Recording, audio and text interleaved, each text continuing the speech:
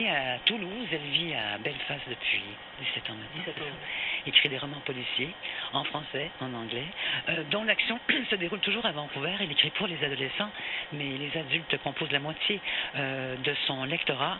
Et elle poursuit actuellement une tournée de nos écoles, pour les francophones et puis ceux qui sont en immersion française. Je vous souhaite la bienvenue. Merci. Vous êtes un personnage extrêmement intriguant pour moi.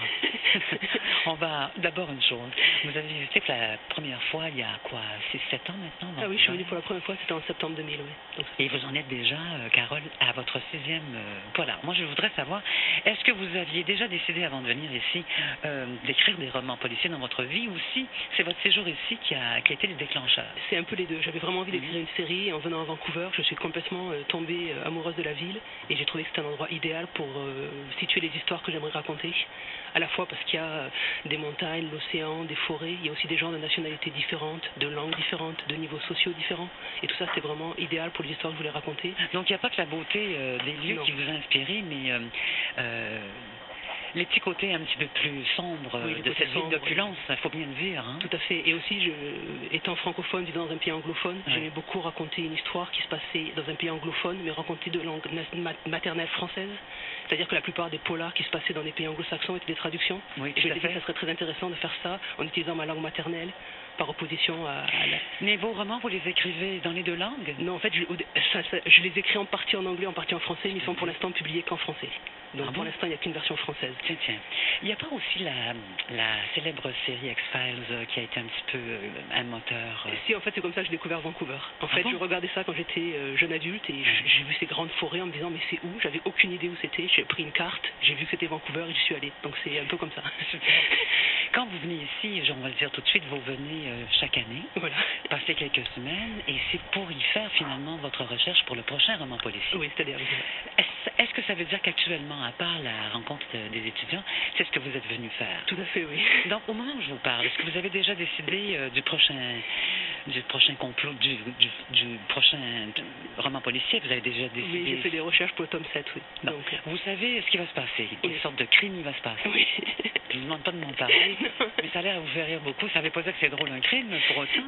Alors, ce que vous faites, si je comprends bien, vous arrivez ici et pendant votre séjour, vous prenez énormément de notes. Vous faites ce que vous appelez des mini-dossiers. Qu'est-ce qu'on retrouve dans ces mini-dossiers-là si jamais on est... En fait, je me promène à différents endroits, à différentes périodes de la journée, quand il fait beau, quand il fait mauvais. Je prends des notes, je prends des photos. Souvent, je fais des petits storyboards par rapport aux scènes. Donc, je me positionne où seraient les personnages, etc. Donc, il y a probablement des gens à Vancouver qui m'ont vu prendre des photos d'une camionnette garée dans un parking, des choses qui sont utiles après. Vu que j'écris à Belfast et que je suis plus ici et que c'est à 8000 km, c'est difficile de revenir pour chercher un détail. Donc, je prends autant de recherches et le reste, je le fais sur Internet. Donc je viens sur le terrain et après il y a une partie de recherche que je peux faire sur Internet, mais l'essentiel c'est quand même de me promener dans la ville, d'écouter les gens, de voir comment ils bougent, où ils vont, les différents mouvements de population. Ce que je veux savoir, Carole, quand vous faites ça, votre recherche, vos notes, vos photographies, est-ce que c'est à votre retour à Belfast que vous avez... vous savez exactement où vous allez aller, ou déjà en faisant votre recherche, vous avez une idée du crime qui va être... Ça dépend. Par exemple, le tome 5 qui s'appelle Le Prédateur, j'étais littéralement en train de travailler dans un Starbucks qui n'existe plus, qui est entre Denman et Comox. Je travaillais très tard la nuit parce qu'il était ouvert tard. Et en fait, c'est en voyant le Coast Plaza qui était en face et les sans-abri qui étaient d'un côté de ma fenêtre et le Coast Plaza qui était de l'autre côté de ma fenêtre, où l'idée m'est venue d'utiliser ces deux mondes qui cohabitaient pour le tome 5. Donc en fait, ça dépend. Des fois, j'ai l'idée avant et des fois, elle germe en travaillant sur place. Parlez-moi maintenant de votre détective. Elle a quelque chose de particulier, cette femme, c'est Kate Kovacs, d'abord, on va le dire. Est-ce que j'ai mentionné que c'était CSF? La série s'appelle CSU. CSU. Elle est capable de se mettre dans la peau à la fois de ses collègues et à la fois des gens qu'elle interroge comme enquêteur. C'est ça, c'est très, très, très singulier de caractère. En fait, je voulais vraiment créer un personnage principal qui était féminin, qui avait environ 35 ans. Sa personnalité est basée sur la mienne, mais j'ai jamais fait partie du FBI, j'habite pas à Vancouver. Mais c'est littéralement, en vivant à Belfast, j'ai été exposé à pas mal de violences et ça change complètement la perception qu'on peut avoir de l'empathie, de la compassion. J'avais désespérément envie qu'un personnage principal soit plein d'empathie, de compassion et pas quelqu'un qui soit possédé par l'envie de travailler, qui soit dur, qui soit cruel. Elle a ses faiblesses. Voilà. Et elle les admet, elle les voit chez les autres et elle compose avec ça. C'est un très très beau personnage, Kate Coppola. Merci. Vos romans sont autant d'occasions pour les jeunes parce que je vais amener une précision. Vous écrivez beaucoup en pensant aux adolescents pour eux, 13 ans et plus, même si c'est très intéressant pour nous adultes de les lire, mais tous vos romans sont une occasion pour ces jeunes-là d'exercer leur jugement sur le monde dans lequel ils vivent. Ça doit être un de vos grands désirs. Oui, un des grands désirs, c'était que chaque tome devait avoir 2 ou 3 ce que j'appelle dilemme éthique, c'est-à-dire une question à laquelle j'ai pas forcément la réponse. Oui. Et j'aime traiter les zones de gris. Et à la fin d'un tome, des fois, j'ai même pas la réponse personnellement, et j'aimerais que le lecteur au moins se pose la question par rapport à différents sujets. Donc par exemple, dans le tome 6 qui vient de sortir, c'était la non-assistance à personne en danger, qui en était un.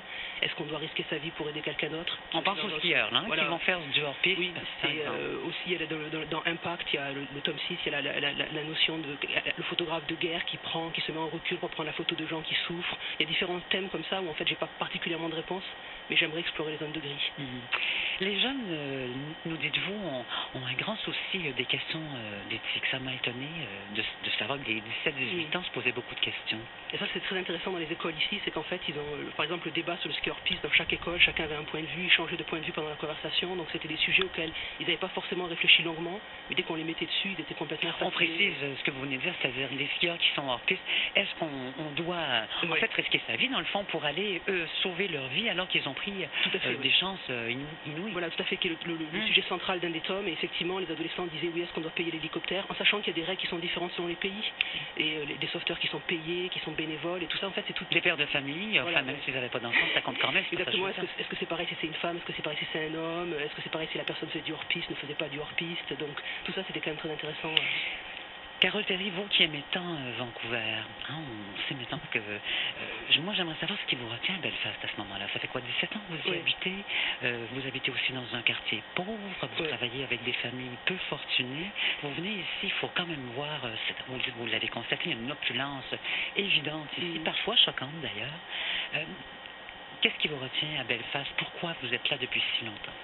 Belfast, c'est quand même maintenant, j'ai un attachement personnel pour avoir rencontré des gens, avoir vécu des choses sur place, et aussi c'est aussi un bon endroit pour travailler dans le sens où il fait mauvais tout l'hiver, on n'est pas tenté d'aller faire du VTT dehors, etc. Et Vancouver, c'est un peu l'inverse pour moi, c'est la capacité d'être dehors, d'être dans un endroit qui n'est pas forcément dangereux, bon, à quelques exceptions près dans certains quartiers, mais où je me sens beaucoup plus en sécurité. Et Belfast maintenant aussi se normalise, ça devient différent, donc c'est une ville où on voit aussi le changement, et j'y suis quand même très attaché, quoi. Et je veux juste qu'on se quitte avec une petite question, réponse courte. Donc, vous êtes très intéressé par le syndrome post-traumatique. C'est pas évidemment indépendant au fait que vous viviez à Belfast, avec des enfants qui ont eu des parents qui ont... Tout à fait. Moi aussi, j'ai été témoin d'actes de violence entre êtres humains. Ça m'a beaucoup marqué. C'est un sujet qui m'intéresse et à la fois qui est personnel. Alors, vous quittez le pays le 1er juillet. Voilà. Je peux vous faire une suggestion. Un de ces jours, il faudrait qu'il y ait un parapluie dans un de vos crimes. Il y a tellement, c'est tellement dans notre quotidien ici. Il y aurait peut-être une idée, quelque chose qui se passe sous un gros parapluie. Carole Terry, merci infiniment. On va rappeler, vous en êtes rendu donc au 6e tourne, et on peut trouver vos ouvrages ici même à Vancouver. Tout à fait. Alors, on va attendre le prochain. Merci beaucoup d'être venu. Bonne journée. Au revoir.